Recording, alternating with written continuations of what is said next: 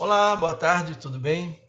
Essa é a aula do dia 2 de setembro de 2020, da disciplina de Informática Documentária, e hoje nós vamos falar sobre recuperação de desastres no contexto de preservação digital de dados. Eu sou o professor Oswaldo e estarei com você aqui hoje nessa discussão, tá certo? Bom, quando nós falamos, então, desse tópico, preservação digital de dados ou recuperação de desastres no contexto de preservação digital de dados, nós podemos aqui definir o seguinte, que isso trata dos esforços para a garantia da contínua disponibilidade dos serviços prestados, identificando e gerenciando riscos e preparando-se para desastres. Bom, por que isso? Se a sua instituição ela não tem uma preparação para os desastres, significa que eles podem ocorrer, se houver uma probabilidade deles ocorrerem, isso pode trazer enormes prejuízos para a sua instituição. Então, o ideal é que ela antecipadamente trabalhe para minimizar os impactos da ocorrência de desastres. Então, a preservação digital, a recuperação de desastres, é justamente o esforço em planejar uma resposta antecipada para esse tipo de ocorrência, tá certo? Quanto ao desastre em si, o termo, e o que ele significa aqui no contexto de preservação digital, nós colocamos assim, que é uma situação previsível ou não, que ocorrendo afetará de maneira severa todas as atividades de uma instituição, bem como acarretará perdas graves. Essas perdas podem ser financeiras, estruturais, de equipamento, de capital intelectual, de documentos valiosos, documentos históricos, vidas humanas, etc. e tal. Qual é a motivação para as instituições trabalharem no planejamento de respostas para enfrentar esse tipo de problema? É que os acontecimentos como incêndios, né, por exemplo, em museus, a gente viu aí relativamente recente esses fatos acontecendo, né? E tragédias naturais, em decorrência ou não de ação humana, elas precisam de uma resposta exata, uma resposta precisa, uma resposta na medida certa.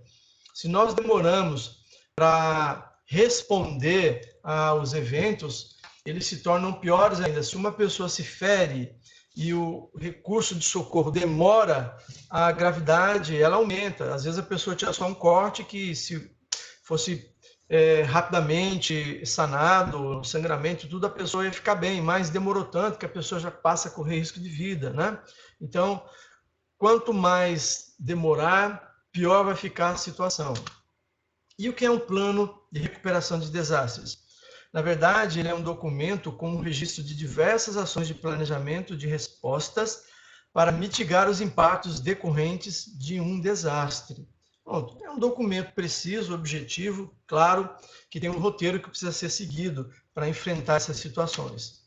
Com o que se parece um plano de recuperação de desastres? Ele se parece com um documento organizado em seções, escrito em linguagem objetiva e precisa, que possui ações responsáveis, meios de contato com essas pessoas responsáveis e um roteiro, né, e procedimentos para serem tomados no caso de um desastre.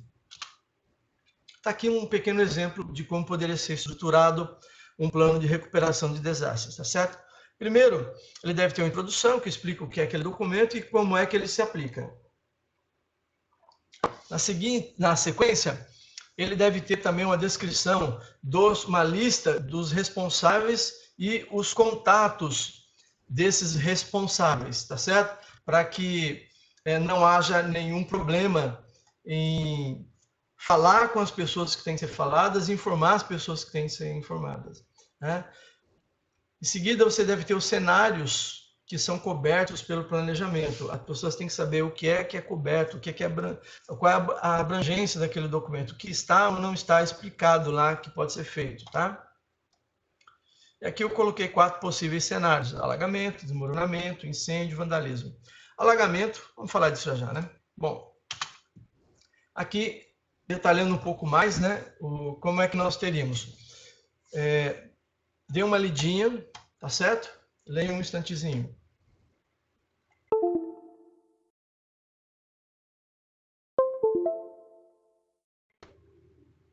Pronto. Então, aqui, você vê o seguinte, que na introdução, você pode colocar quem são os autores e a abrangência do documento. O controle de versões, para saber que versões desse documento já foram publicadas, quem aprovou, quando foi para o ar, quando foi disponibilizado, quando ele se tornou uma regra na instituição. O organograma da instituição, para mostrar quem são os responsáveis, né, na cadeia de comando.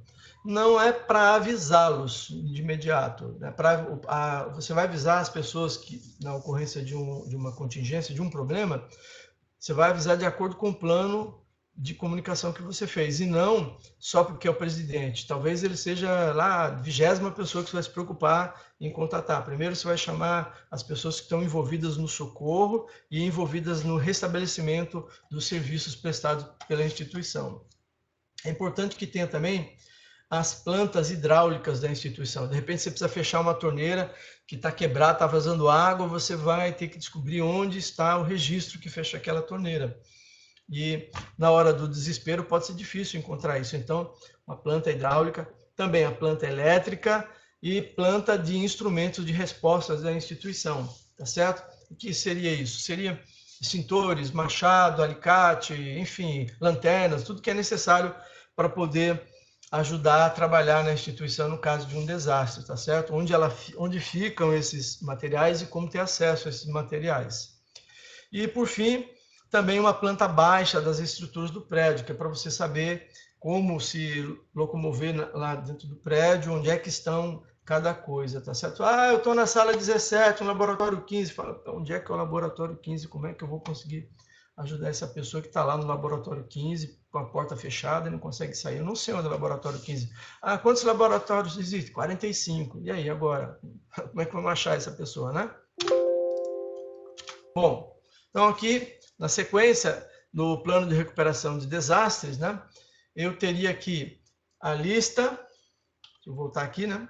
A introdução, direitinho. E agora, note que aqui eu falei primeiro da introdução, da lista dos responsáveis, agora eu vou, aliás, falei da introdução e agora eu vou falar da lista dos responsáveis. Na introdução, eu falei de cada tópico que poderia ter na introdução, e agora estou falando da lista de responsáveis, que é o segundo item, né? Segunda seção no documento.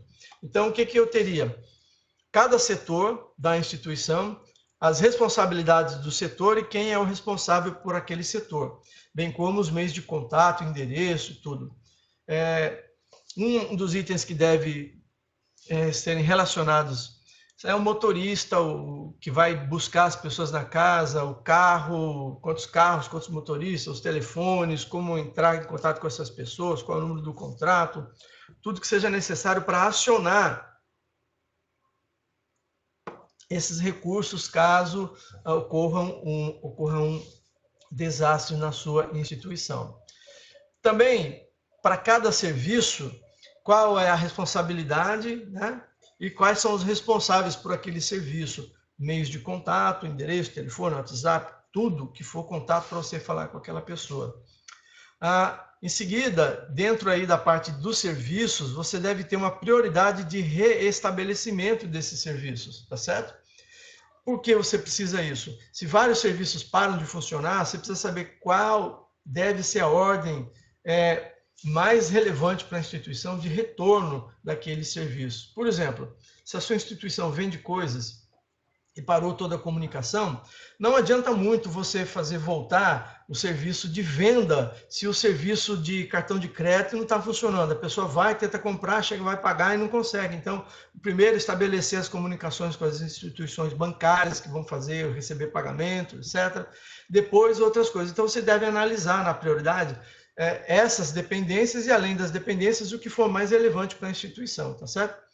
Você deve ter também, dentro dessa prioridade, as estratégias que devem ser adotadas por restabelecimento, fornecedores e contratos, tá certo? Para às vezes o fornecedor, qual é o número do contrato, não sei o quê, precisa desses dados fáceis. Bom, e ainda agora nos cenários de cobertura, né? Que voltando aqui, ó, tá vendo?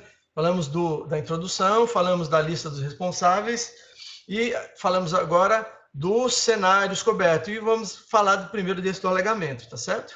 Então, primeiro cenário, alagamento. você deve ter um líder do time de resposta no caso de uma situação de alagamento.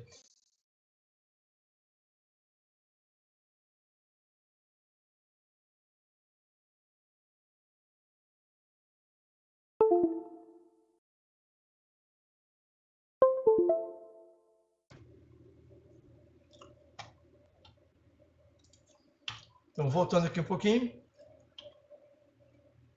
E aqui agora nós vamos falar do cenário de alagamento, tá certo? Então, no alagamento você deve ter um líder do time de resposta, deve ter o contato e um histórico de atuação dessa pessoa para conhecer um pouco, saber o que se pode contar com ela, o nível de profissionalismo, o nível de conhecimento e experiência para lidar com aquela situação. As autoridades também podem apreciar muito receber essas informações no caso de estar lidando com alguma situação de desastre. Uma relação de contato de serviços públicos e autoridades, número de telefone da Coesp, da CAGES, né, que são provedores de serviço público aqui no Ceará, de eletricidade e água, e também Corpo de Bombeiros, Polícia, Defesa Civil, enfim, conforme seja a coisa, né? E também uma lista de equipamentos disponíveis para o combate da situação de emergência. Nós teremos de ter também a localização bem fácil desses equipamentos, um mapa que mostra onde eles estão, né? E instrução de uso daqueles equipamentos. Não tem lá um extintor, a pessoa nunca pegou um extintor na vida, olha o extintor, não sabe o que fazer com o extintor. Tem que ter uma instrução, né? Não é o momento ideal para uma pessoa aprender a usar um extintor, mas na possibilidade de quem está tentando ajudar não saber usar, tem de ter lá um pequeno guia. Bom, e agora falando de você e um plano de recuperação de desastres na sua vida, né? No seu trabalho, na sua escola, na sua casa, existem esses planos? Por exemplo, eu sempre que viajo, estou em algum canto, eu gosto de saber onde fica a farmácia mais próxima, qual o hospital mais próximo, tá certo? Informações desse tipo.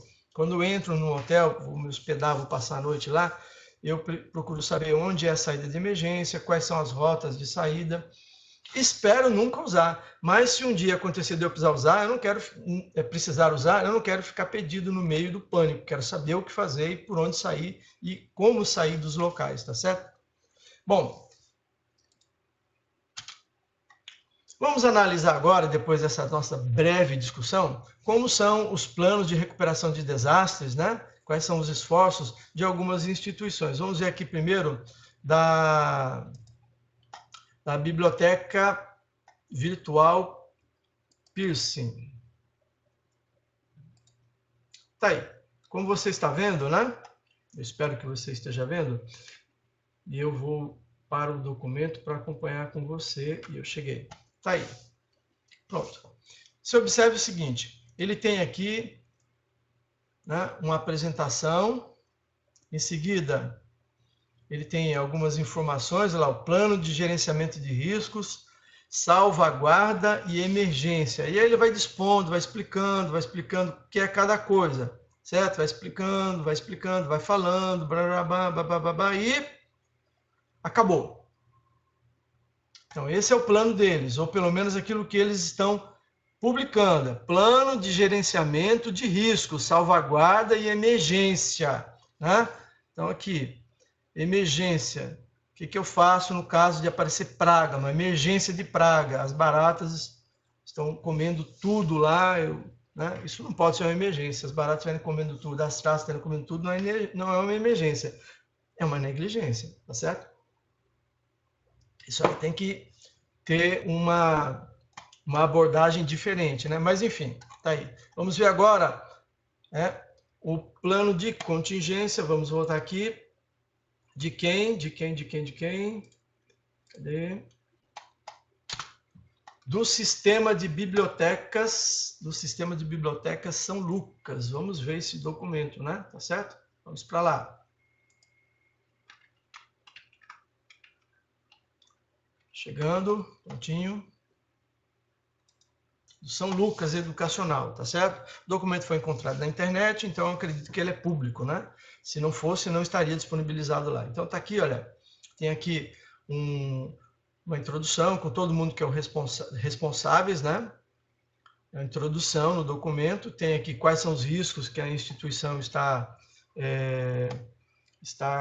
sujeita, e continua, tem a preservação, vai falando, né? Vai falando um bocado de coisa, certo? E encerrou aqui. Eu não vou me deter a analisar esses documentos agora. Tem um terceiro aqui, que é da Biblioteca Virtual Pearson. Aqui, Plano de Contingência e Biblioteca Virtual Universitária da Pearson. Então, tá aqui, olha, como eles vão fazendo, tem umas imagens legais, vão aqui explicando o que é aquilo, né? Certo? Passando, ok? É uma série de dados aqui. E o que eu quero? O que eu preciso? O que nós precisamos, né?